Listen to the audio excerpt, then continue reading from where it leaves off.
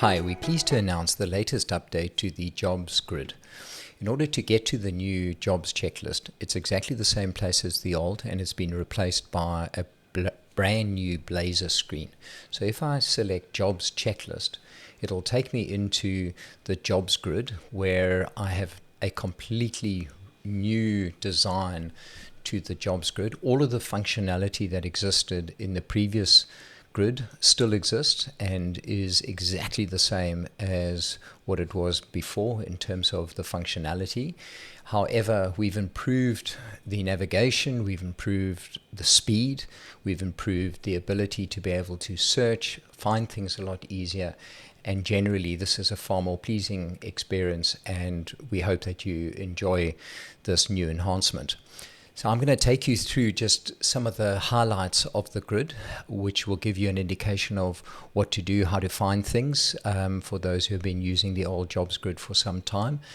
It will be very straightforward. I think you'll find that everything is pretty much there as it was. It's just going to take a little bit of getting used to some of the changes that we've made. So if we have a look, let's start with some of the menu constructs. Right at the top, we have the action menu.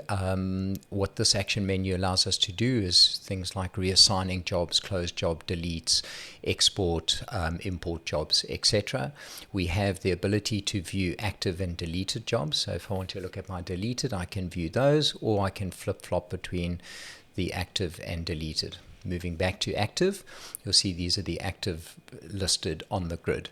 Under more, I have additional features. So for example, if I want to only look at overdue jobs, I can do that. It would then list for me the overdue jobs. I can also view recurring jobs, jobs with no operators, no projects, no sites, no logs, unscheduled jobs, pending jobs, downloaded jobs, and jobs not downloaded. I'm going to refresh that. What you can do if you want to refresh and remove all these selections is simply select deselect all, and that will then take you back to the default view, which is a view of all jobs with that are listed and available to you according to the role that you have. Next, we have the badges, which show us the not started, in progress, review, signed off, and closed jobs. And then if I want to view only my jobs, I can select those, and that will then filter off only the jobs that have been allocated to me. So I can switch between all jobs that I have access to versus my jobs, which are specific jobs that are associated or assigned to me. There's an info button which will take you through to the support screen for this particular, in fact it's the import screen, so that enables you to then go in and import the jobs in bulk.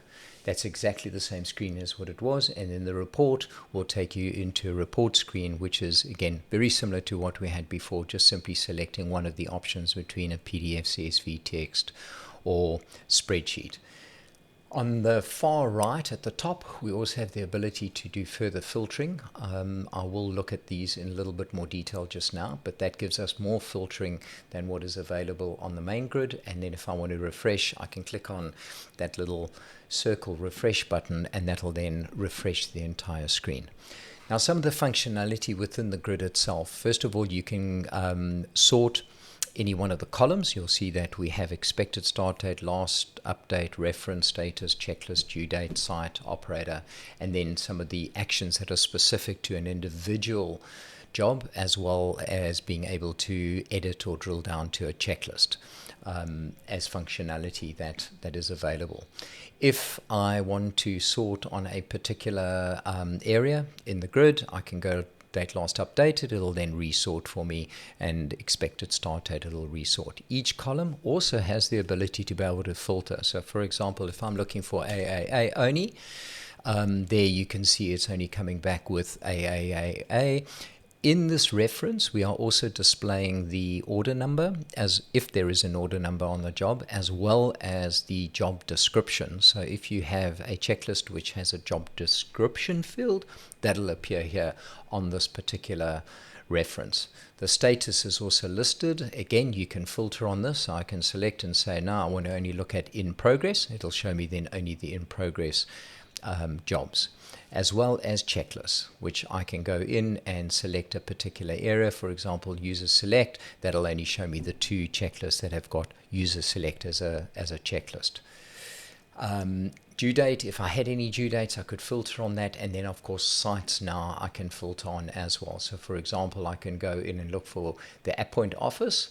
There it is. And I can then further filter on operators. I can do multiple filters. So, for example, over here, I could go in and say, look, current year. Let me have a look at all of that. I think one of the things you will immediately notice is the speed and the responsiveness of this particular grid is fantastic. It's just lightning fast compared to what we had before. So this is a major enhancement with regard to performance and the way that the screen itself operates.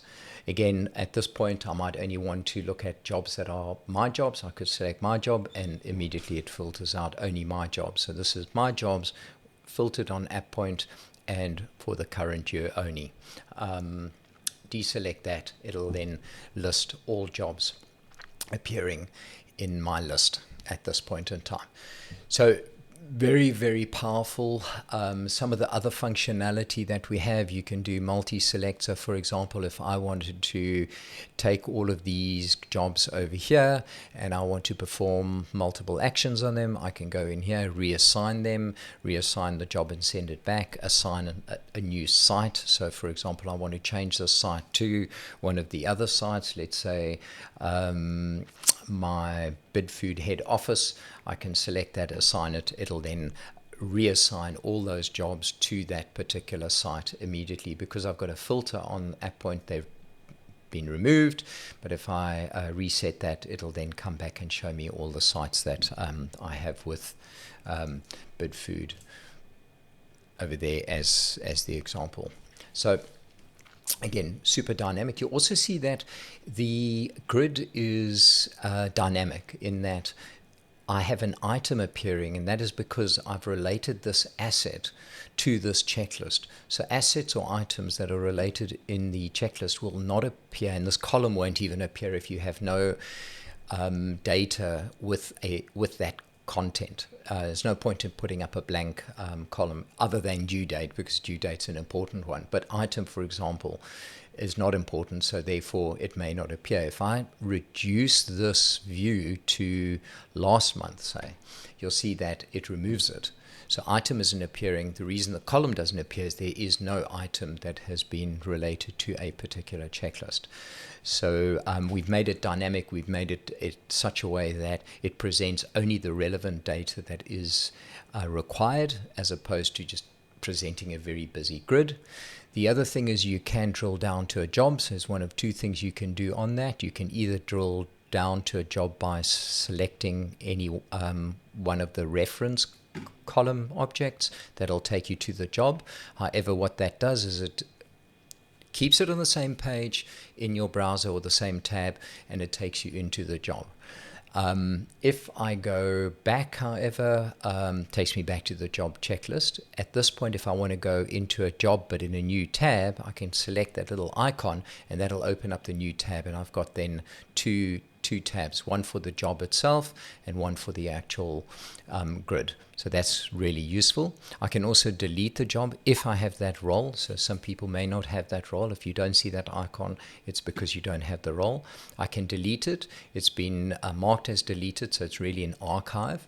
And that is now marked, as you can see, as deleted there. If I've got the ability to undelete, I can go in here as an action and also undelete that job if I wanted to. So I've got quite a lot of power depending on the role that's been set for this particular user. Let's go back to active, and you'll see that it pops you back into that list over there. I can also do more advanced filtering, as I mentioned earlier. So what we can do, for example, is go to a site tag, a job description. So for example, I might want to go job description. If I select job description, and I can now do a more complex filter, so where it contains or starts with, ends, is. So I'm going to say contain, and I'm going to say, select that, AAA, for example, and filter. And what that'll do is show me the one job with that contains. And if I want to go and do a further filter on it, I can do another filter, for example, site area tag. I'm not sure if I've got any site area tags, but let's see. Probably not, no. But that would be the way to do a site area tag if I wanted to. I might have a site tag, so let's select that and see. There we go. I've got a health and safety or HSE.